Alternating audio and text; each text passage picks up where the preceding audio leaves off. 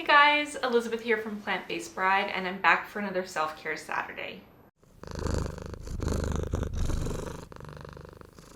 So I wanted to thank you all so much for your support on my first video. I read and responded to every single comment, and I was so touched by hearing your stories and so thankful for your support. It was just really incredible. I was really nervous to share my story, and it was definitely very hard to talk about it. But the support I received was just so incredible. So thank you so much. And I'm so excited to go on with this series. So for any of you who are planning on following this series all the way through with me, thank you so much, welcome. And if you are interested in making self-care a daily habit, I really suggest, if you haven't already, to go back and watch that first video. I'll link it right here in a card for you, so that you can follow along from the very beginning. So last week, we were talking about education, about researching your particular conditions, looking into them, and learning as much as you can about them so that you can create a plan that's well suited for you and your specific situation. So that's what I did. I did some research over the past 2 weeks. I educated myself on the specific type of depression and anxiety that I deal with. So I took some notes here in my bullet journal, and I just want to read some of the things that I found really interesting.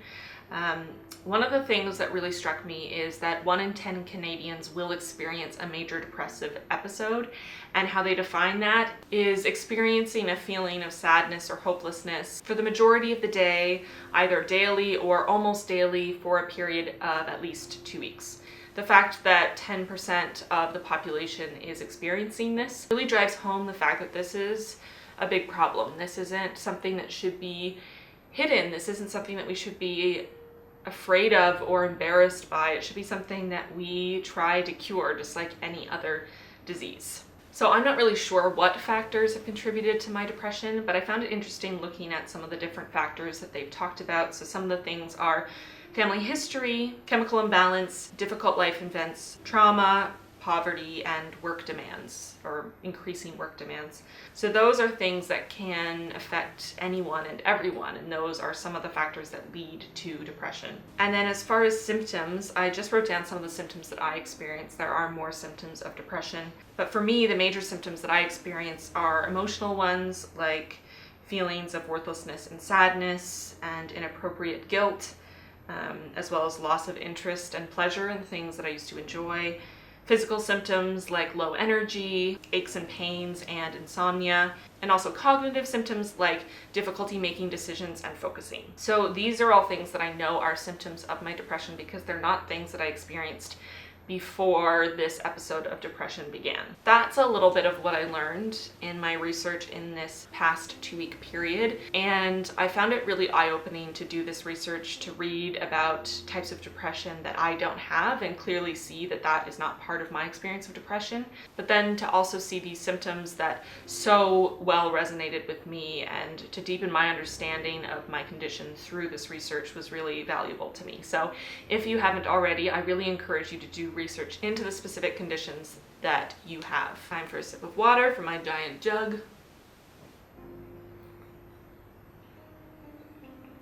Okay, so now we're on to week 2, and today I really want to focus on sleep, because sleep is incredibly important. It's time for your body to heal and regenerate, and it's time to store memories into long-term memory and to learn things and adapt. Sleep is incredibly important, and a lack of sleep or poor sleep can really affect your cognition, your emotions, how you feel physically, and these things can be a problem for someone who is perfectly healthy in every other respect.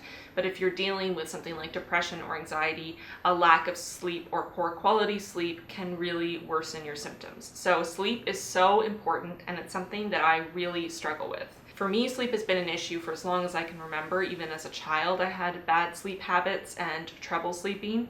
So it's something that I've always battled with, and I am making a commitment to myself to make a change and to do everything I can to improve the quality of my sleep, because I know how much better I feel when I sleep better. And the idea behind this whole series is to take care of ourselves, and that's what I'm going to try to do. I'm going to take care of myself by sleeping better. So I hope that some of these tips will help you as well. And let's get into what we can do to make our sleep better. So the number one thing to consider is caffeine. I love coffee, I drink it frequently, and you don't have to stop drinking coffee, but you really need to limit caffeine within sort of the 6-hour window before you're going to bed. Now, I tend to be pretty good about this, but it's really important to remember. So I'm going to commit to myself to not drink anything or eat anything with caffeine in it within the 6 hours before I go to bed. So the best way to do this is to look at when you aim to be asleep, count back 6 hours, and make a hard and fast rule that you're not going to ingest caffeine past that point. The next most important thing to do is make your bedroom a dark, quiet, safe, comforting space. You need to feel comfortable to sleep properly, and you need darkness and quiet. So make your bedroom as dark as you possibly can. If you have blinking lights and things in your room, cover them up.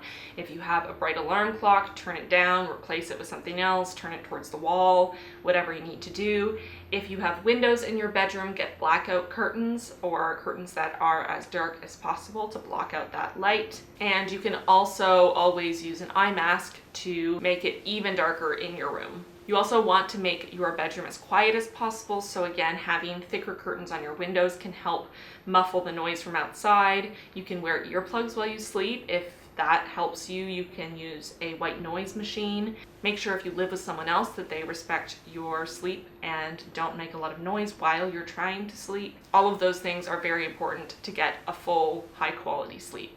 You also want your bedroom to not be too hot or too cold, otherwise you won't sleep very well. I know for me, the hotter a room is, the less comfortable I am and the harder it is for me to fall asleep. So most experts suggest a room temperature between 60 and 75 degrees Fahrenheit. So if you have a thermostat, set it to a comfortable point in that range and make sure that you're keeping your bedroom at a good, cool temperature. Another thing to keep in mind is the comfort of your bed. How comfortable is your mattress, your pillow? Are they well suited to the positions you sleep in? How thick are the blankets you sleep with? What position do you sleep in? All of these things are things that you can look into, try different things until you find a combination of your bed, pillow, blankets, and sleep position that make you the most comfortable and allow you to sleep the most deeply. The last thing I'll say on this one is to do your best to avoid doing anything in your bedroom other than sleeping and having sex. This is something that people recommend all of the time, and I know I'm just repeating it one more time for you, but really the more time you spend in your bedroom doing work, playing games, watching TV, whatever other things you do in your bedroom, adds association to your bedroom for your mind that it's a time to be awake and active in doing things. And you want the only associations with your bedroom to be getting it on and going to sleep. The next thing that I'm committing to doing is creating a pre-sleep soothing routine. This is something I've known I should do for a very long time, but I found it hard to commit the amount of time that I really need to do this to myself, to taking care of myself, because other things always seem to take precedence. But from now on, I'm going to take the hour before bed as soothing me time. It is going to be time for me to unplug, to try to avoid screens as much as possible, my phone, my computer, the TV, as much as possible, turning those off, and spending time with myself doing things that I enjoy and that relax and soothe me. So for me, that plan is an hour before bed, turning off all devices, or at least putting them away. So I use my cell phone as an alarm, but setting my alarm, putting it on my nightstand, and not touching it for the hour before bed. In this hour, I'm going to do things that make me feel relaxed and soothed. I'm going to take off my makeup, maybe take a hot bath or moisturize my skin. I'm going to maybe turn the lights a little bit lower in the house, maybe light a few candles. I'm going to make sure that I spend at least 15 minutes before bed every night stretching, because I find stretching incredibly relaxing and it's awesome for my body. It helps me to sleep. If I feel like I need something to occupy my mind, or if I feel kind of bored, I'm going to try to choose reading physical things like books and magazines and things like that over watching TV or a movie. So maybe for you, your bedtime routine looks completely different, but whatever it is, commit to yourself, even if it's only 15 minutes before bed, to soothing yourself, winding down for a good night's sleep.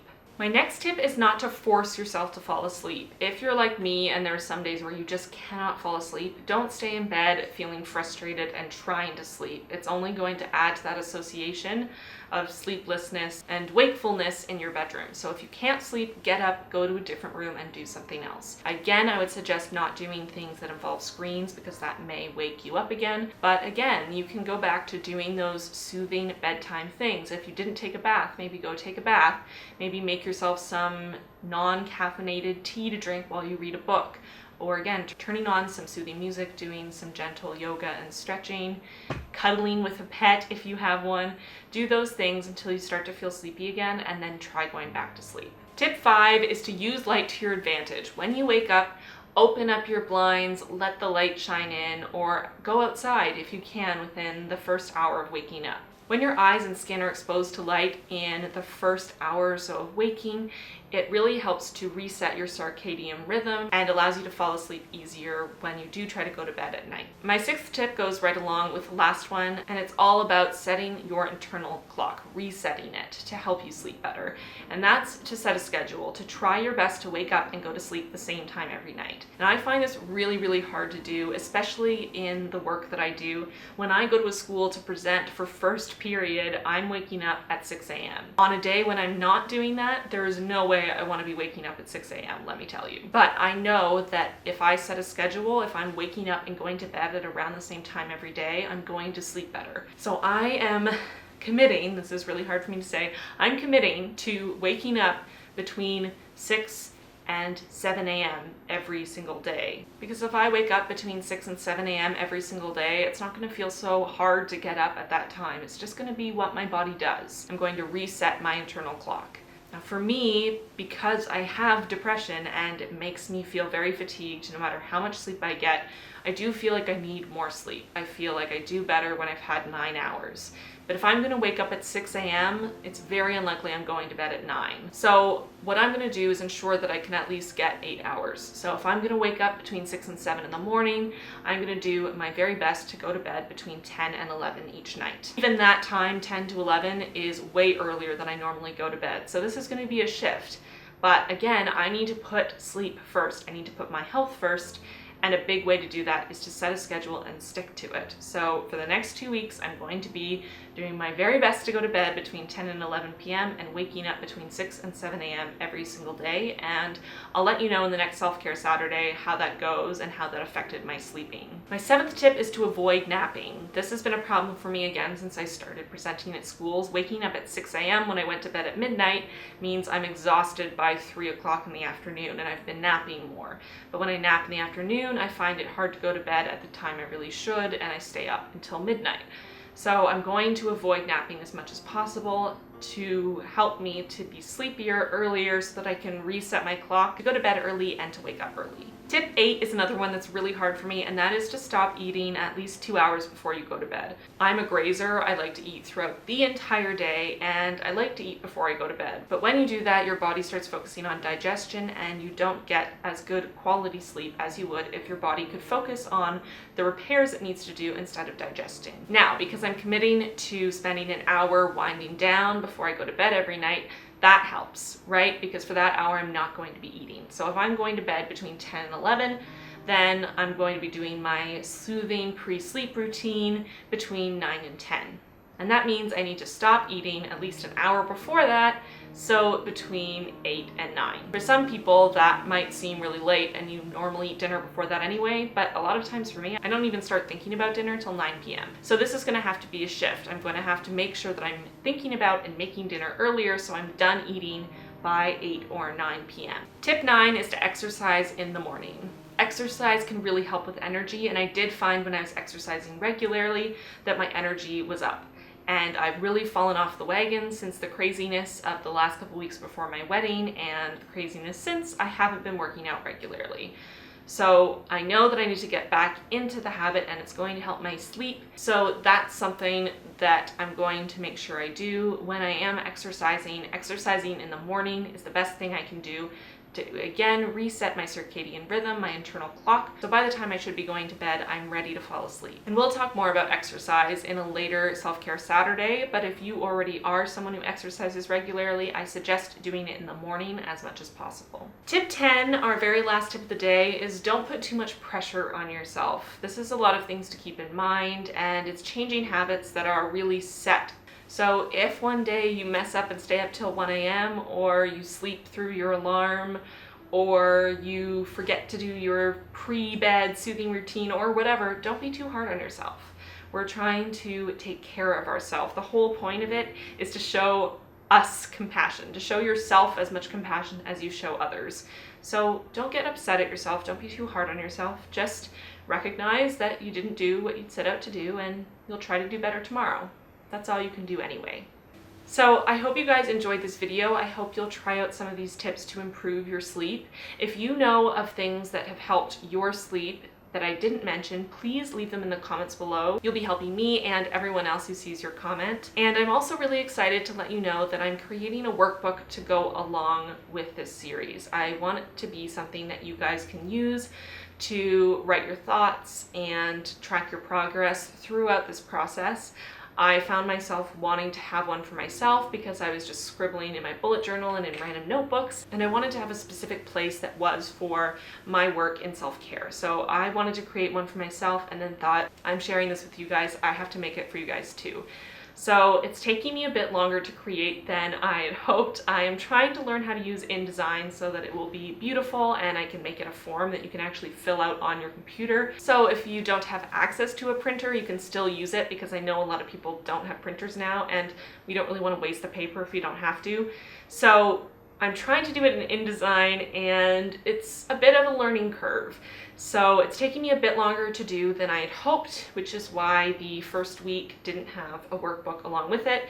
But when this video goes live, I am really hopeful that I will have finished the workbook section for the first week as well as for this week.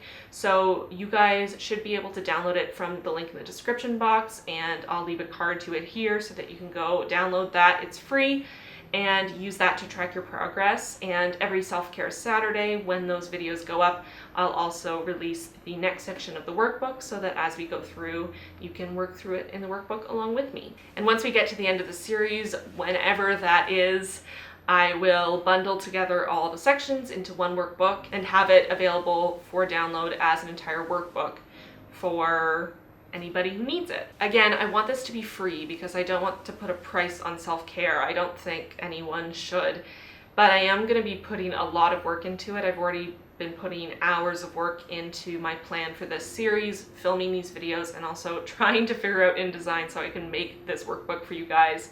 So if you do appreciate what I'm doing and you think this is helpful and you do have some extra dollars to spare, please consider supporting me on Patreon. Even $1 a month makes such a huge difference for all this time that I'm putting in trying to create free content for everybody. So anyway, that was today's Self-Care Saturday, all about sleeping better. I hope that you guys take some of these tips along with you, and I'm gonna check back in 2 weeks' time and let you know how my sleep has improved, if it has, with the application of all of these tips and making my sleep an absolute priority. So until next time, I hope you guys are doing so well. Remember to take care of yourself, and I'll see you really soon in the next video. Bye guys. Remember to follow me on social media so that we can be friends. Like this video if you haven't, and subscribe to my channel so that you don't miss any of the Self-Care Saturday videos coming out every other Saturday. And again, if you appreciate what I do for free for you, please consider joining the Patreon family.